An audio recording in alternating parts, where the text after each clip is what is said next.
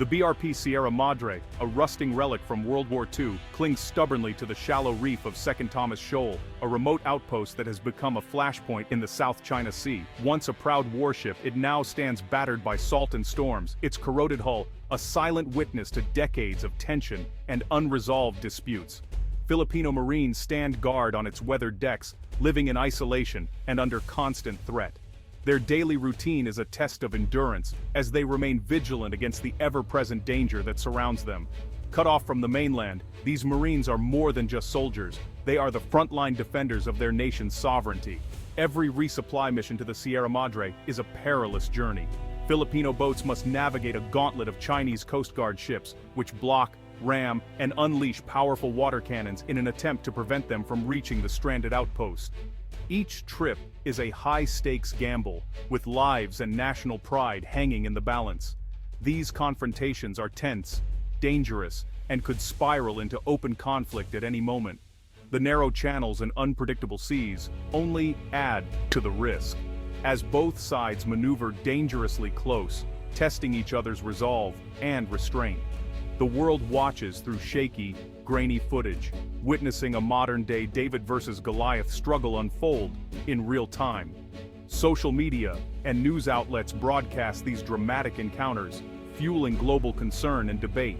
Second Thomas Shoal lies well within the Philippines' exclusive economic zone, as affirmed by a 2016 International Tribunal ruling, one that China has flatly rejected. The legal battle over these waters is as fierce as the standoffs at sea, with international law and power politics colliding head-on. For Manila, holding the Sierra Madre is about more than just territory. It's a matter of sovereignty, national pride, and standing up to a much larger neighbor. For Beijing, it's about expanding control and asserting dominance over a strategic waterway, rich in resources, and vital to global trade. Over time, the ship has become a powerful symbol of resistance against China's ambitions. Its battered hull, covered in graffiti and slogans, tells a story of defiance and hope, a floating fortress that refuses to yield. Each new incident sends shockwaves from Manila to Washington and beyond. The world's major capitals watch anxiously, aware that a single miscalculation could trigger a wider crisis, with global repercussions. Diplomats trade warnings, and military planners brace for escalation. Behind closed doors, strategies are drawn and alliances tested, as leaders weigh the risks of confrontation against the costs of inaction.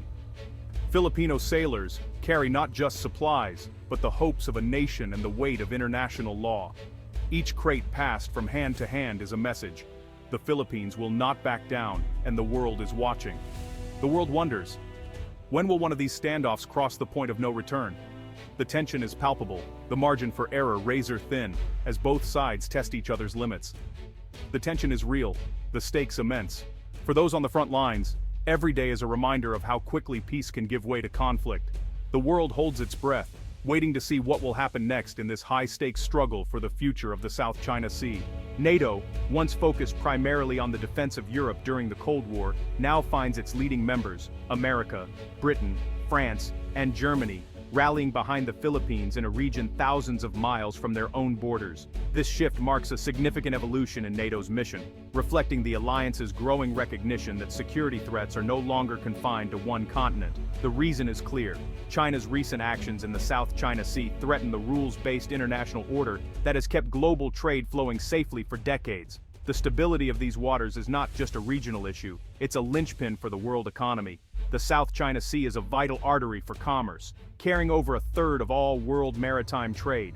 Every year, trillions of dollars worth of goods, energy supplies, and raw materials pass through these waters, connecting Asia, Europe, and the Americas.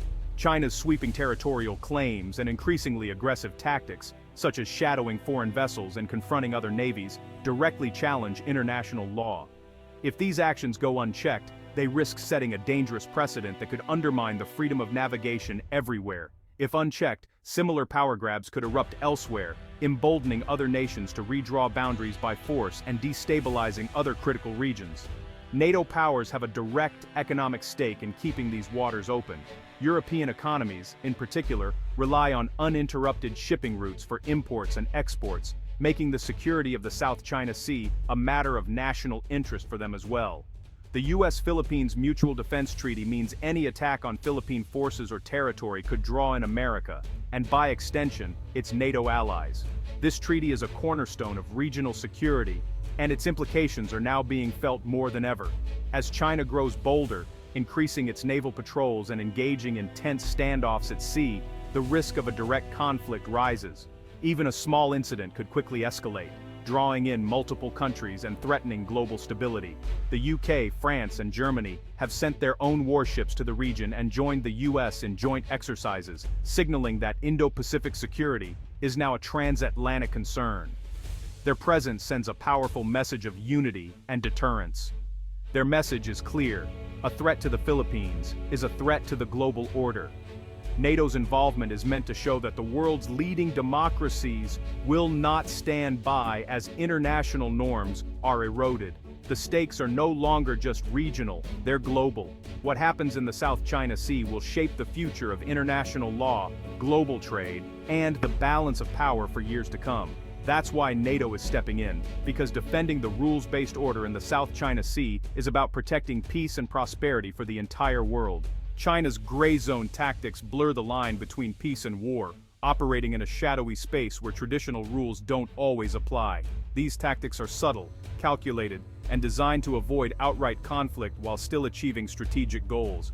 Rather than deploying its navy, China relies on its massive coast guard and a vast network of maritime militia, civilian boats with military backing, to intimidate, harass, and assert dominance over contested waters.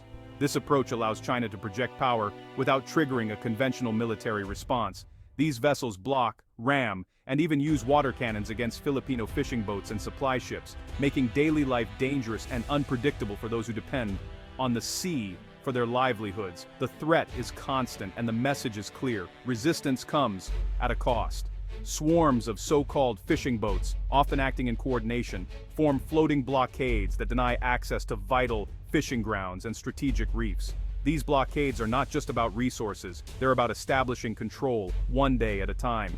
This slow, relentless pressure is designed to wear down opposition, normalize China's presence, and make resistance seem futile. Over time, what was once contested becomes accepted as Chinese territory through sheer persistence.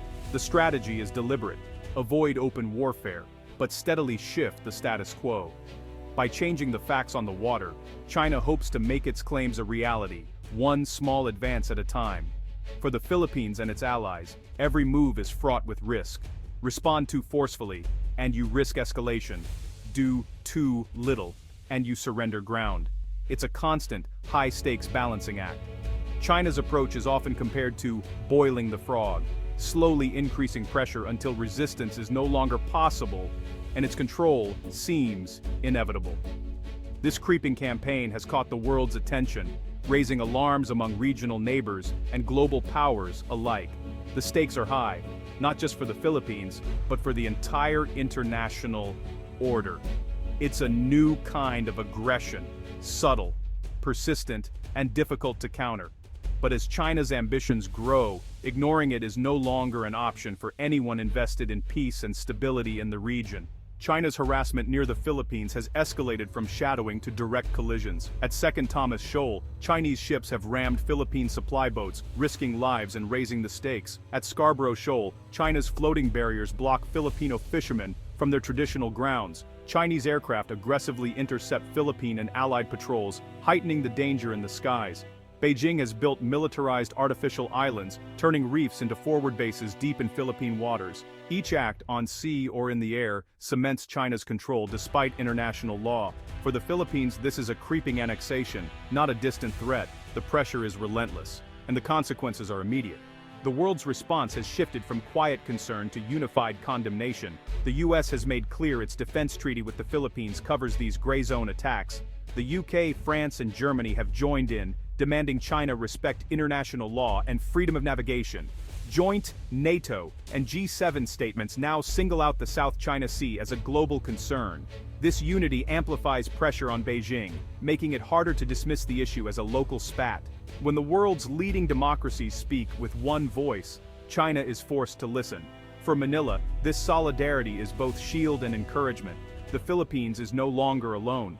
The world is watching and backing its stand. Words are now backed by action. US-Philippine military exercises have grown, with UK, France, and Germany joining in. European navies now patrol the Indo-Pacific, conducting freedom of navigation operations alongside the Philippine Navy. The US is supplying new patrol vessels, aircraft, and radar systems to boost Philippine defenses. Allies like Japan and Australia provide ships and training, while European firms explore advanced arms sales. Intelligence sharing and joint patrols give Manila a clearer picture and a stronger deterrent. When Filipino ships sail with Allied warships nearby, China thinks twice before harassing them. This is more than symbolism, it's a real shift in the balance. The Philippines is becoming a more capable partner. NATO's support is visible, practical, and growing. The message: the world's leading militaries are in this fight. For the Philippines, global support is a turning point. President Marcos Jr. has shifted from appeasement to transparency, exposing Chinese aggression to the world. This has rallied international backing and transformed the Philippines into a proactive defender of its rights. NATO's support emboldens Manila to stand firm, both at sea and in diplomatic forums. The risks are real: economic retaliation, political division, and constant tension. Yet public resolve is strong. Filipinos see this as a fight for dignity and livelihood. The world's support validates their struggle. The Philippines is no longer a pawn, it's a frontline defender of global principles. The South China Sea is more than a regional dispute, it's a test of the global order. If China prevails through coercion, it sets a precedent for might over right. The sea is a vital global highway. Letting one nation control it threatens everyone's prosperity. The credibility of alliances is on the line. Failure to support the Philippines would undermine trust worldwide. This is about more than territory. It's about the future of international law and the balance of power. The world's democracies are drawing a line. The fate of a rusting ship and its marines now echoes far beyond Asia. The outcome here will shape the rules of the 21st century. NATO's support has changed the game, but also raised the stakes. The risk of miscalculation is real. A single incident could spark a wider conflict. The South China Sea is now crowded with warships from rival powers, shrinking the margin for error. The challenge: push back against China's aggression without triggering war. Deterrence and diplomacy must go hand in hand. The Allied presence aims to prevent conflict by making aggression too costly for Beijing. The hope is that China will choose cooperation over confrontation. The world's peace may depend on it. The Philippines stands at the center of this high-stakes balancing act. The future of the global order is being written in these contested waters.